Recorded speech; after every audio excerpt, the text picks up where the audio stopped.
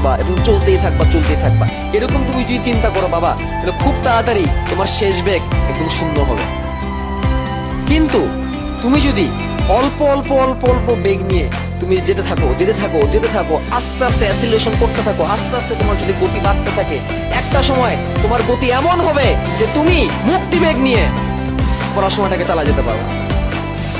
কিন্তু তুমি যদি চিন্তা করো যে আজকে আমি শুরু করছি, আজকে আমি একদম হাই স্পিডে চলতে থাকবো, আজকে আমি একদম 8 ঘন্টা পড়ে ফেলবো, আজকে আমার প্রোডাক্টিভিটি একদম 80% হবে, তাহলে বাবা খুব তাড়াতাড়ি তোমার থেমে যাওয়া লাগবে। কিন্তু তুমি 10%, 15%, 20%, 25%, 30%, 35%, 40% করতে থাকো, একদিন ছেড়ে তোমার 90% যাবে ইনশাআল্লাহ।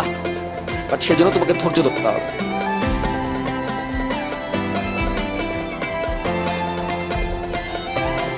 বুঝতে পেরেছো কি বলছি? মনে রাখবা, একটা ডিম ফুটে বাচ্চা বের হওয়ার জন্য মিনিমাম 21 দিন সময় লাগে। এই 21 দিনের মাঝখানে তুমি যদি মুরগিটাকে তুলে বারবার চেক করো ডিম বাচ্চা হয়েছে কিনা, ডিম থেকে বাচ্চা হয়েছে কিনা, ডিমটা নষ্ট হয়ে যাবে, বাচ্চা ফুটবে না, বাচ্চা আসবে না সেই ডিম থেকে। তেমনি তুমি আজকে পড়তে বসে 1 সপ্তাহ পরে যদি তুমি জাজ করো তোমার পড়ার কত প্রোডাক্টিভিটি কতটুকু বেড়েছে, তাহলে হবে না, তুমি ডিপ্রেসড হয়ে যাবা। তোমাকে সময় দিতে হবে, তোমাকে পড়ার টেবিল বসে থাকতে হবে 1 মাস, 2 মাস, 3 মাস, চতুর্থ মাসে তুমি যে অবাক হবা, যেখানে কিনা তোমার প্রথম দিন তুমি 1 ঘন্টা পড়তে পারতা না, তুমি 10 ঘন্টা বসে থাকো, তোমার আউটপুট আসতো 1 ঘন্টার, সেখানে দেখবা তোমার আউটপুট 4 মাস পরে চলে এসেছে 6 ঘন্টার। এবং সেই সময় তুমি বুঝতে পারবা কন্টিনিউয়াস পড়াশোনার গুরুত্ব কত।